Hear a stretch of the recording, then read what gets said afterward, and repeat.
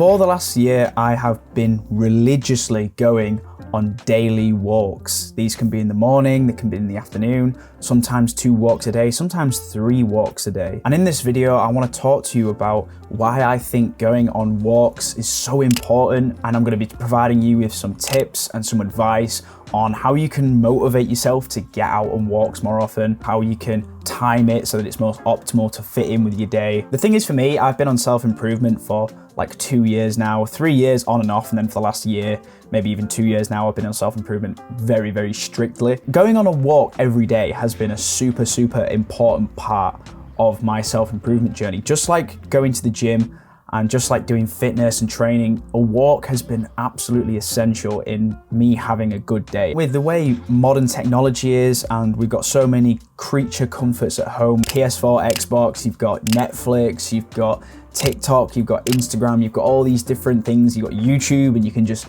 sit at home, sit indoors and watch all these things.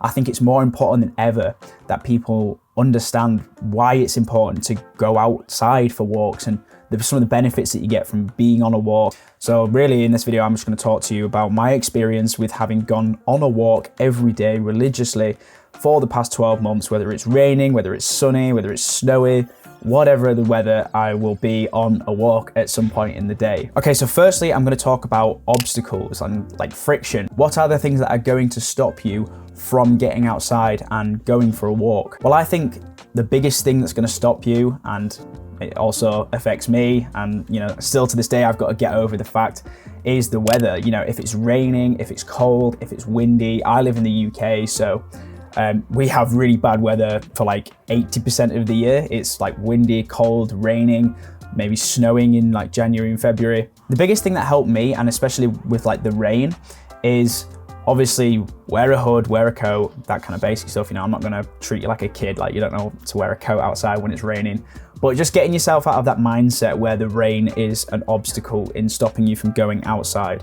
If you can treat the rain as more like an opportunity to go outside and like get wet, and you can shift your mindset so that you can just focus on going outside no matter what the weather, I think that's going to be super helpful. It's basically flipping the whole idea of when you can go outside on its head, and you'll end up being that one guy who's just outside when it's pouring down with rain. You've got your hood up, or maybe you've just got a t-shirt on and jeans, if it's still kind of not too cold. You can just get wet and be outside, and you'll be that one person. And there's something quite peaceful as well. I quite like going out in the rain now. I used to hate it, but recently, since like implementing this mindset, I've basically started to enjoy going out in the rain because it's quite peaceful almost. It's quite nice to have the rain just bouncing down everywhere, and it's like just a nice sound as well. So that is one of the tips I give you. If it's raining, or where you live, if it rains a lot, then just treat that as the signal. That is when you need to go outside. That is when you need to go for a walk. Some other things that might stop you from going outside is like the snow, or if it's like super windy or super cold. Same thing as the rain, just dress appropriately, get a coat, get some gloves. One of the best things I've got is like the little beanie hats that just cover your ears, because the top of my ears get super cold, and that seems to really help me as well, like be fine going for walks, because that can actually get quite uncomfortable if your ears get really cold. Some other obstacles and friction that gets in the way of you being able to go for a walk outside is time. So if you are running low on time, if you're in self-improvement like me, or if you're a busy person, you've got a full-time job, or you go to school, then it can be quite difficult to find a good time to actually get out for a walk, because maybe where you live, where I live certainly, to get anywhere like close to nature and in the trees, which is kind of the goal of the walk, right? I'm not just doing the walk because I just want to get it for cardio and things like that. I'm doing it because I want to really get out into nature, or get closer to like trees and grass, as like silly as that sounds, just to get away from all like the concrete man-made screens and laptop and desk and that kind of thing. I just want to get away from that and get more towards like trees and rivers and things like that. And to get in my area, to get to that place where like into nature, it's like at least a 20-minute walk.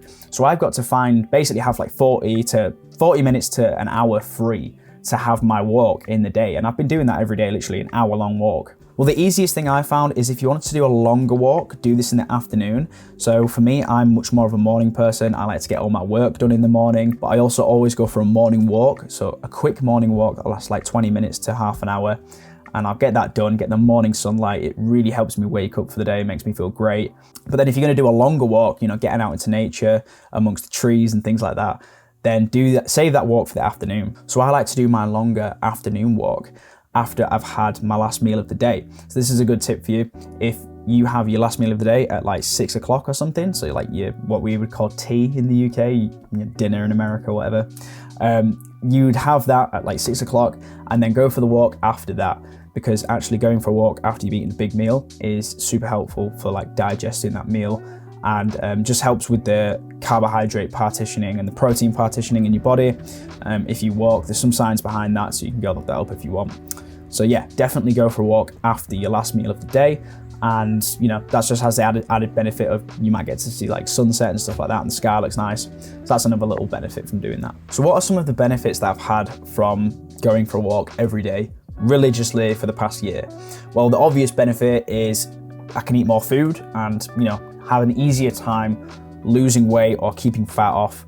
Obviously, going for walks, that's steady state cardio, usually around zone 1, zone 2 cardio. So it helps to just keep the blood flowing, burns calories, roughly 100 calories for every 20 minutes that you're walking, roughly. I mean, there's obvious benefits of being outside. You just get to be out in nature. We can often get really consumed in like video games and films and Netflix and stuff. All these like high fantasy things, being in like space or being in some fantasy world. But I don't know, it's interesting, just if you come outside daily, it kind of brings your expectations of like the real world back down, basically. I find it just massively helps me. If you do have a big park near where you live, I'd highly recommend whenever you do go for a walk, you try and get out into nature. I mean, this isn't like super, it's like not in the middle of the forest or anything, but it's certainly better than just walking the streets. I mean, there's a road there, but I think there's something just really nice about being around greenery. I think it brings us back to this idea that Hamza speaks about, where humans quite like to be sort of where we were supposed to be, like 100,000 years ago. Because you got to remember, the human brain hasn't really evolved in 100,000 years. It's not really changed much. So I think it is important to sort of, make sure that every day you are just getting some nature, some exposure to like grass, trees. It's obviously easier said than done, especially in summer. It's a lot easier. When it gets to winter, it can, get a bit colder and dark. But I think it is important. So if you are going to go on a walk, make sure that every day you're pretty much aiming to get out into nature. Brings you back to sort of the roots that your brain has probably been used to for past 200,000 years of human evolution. I think it makes sense. And the other benefit of going for a walk every day is that it really helps me feel more creative. It opens up my mind and just lets me forget about all the day-to-day worries, makes me feel more clear, makes me just feel better, and I get all my ideas for like YouTube videos when I'm on a walk. And this idea for this video came about when I was on a walk. And yeah, that's just the big benefit of it. It just makes me feel more creative, all my ideas flow. I really struggle to come up with ideas when I'm just sat at my desk in this room. I find it a lot easier to come up with ideas when I'm out and about on a walk, and I just think it really helps you to be more creative. And I'm pretty sure Andrew Huberman talks about that as well, getting into big outdoor spaces where there's a big field of view. That's supposed to help the human brain just become more creative and get all those kind of ideas and thoughts flowing. Another benefit of going for a walk is this is the opportunity where I get to upskill myself. So I listen to a lot of podcasts, Andrew Huberman, Chris Williamson, and I listen to all their podcasts, and I do this when I'm on a walk. So I take my headphones on the walk with me and I just put them on, and I can just zone out of everything else and just literally listen away to a podcast. I'll get an idea from a podcast, I'll get some really good information, and then I can just expand on that, pause it on my phone and then just expand on that whilst I'm on the walk.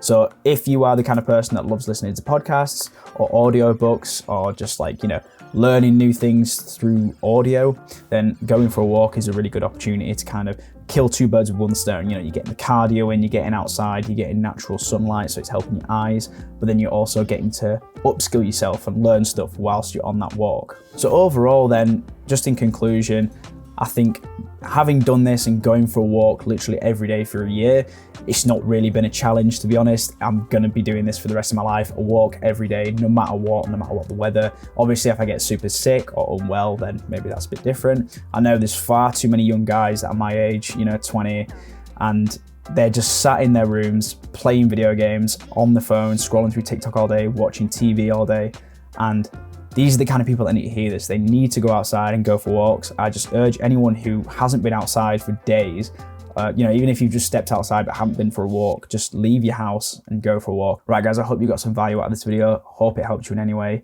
And remember, improve yourself by 1% every day and you'll get there. See ya.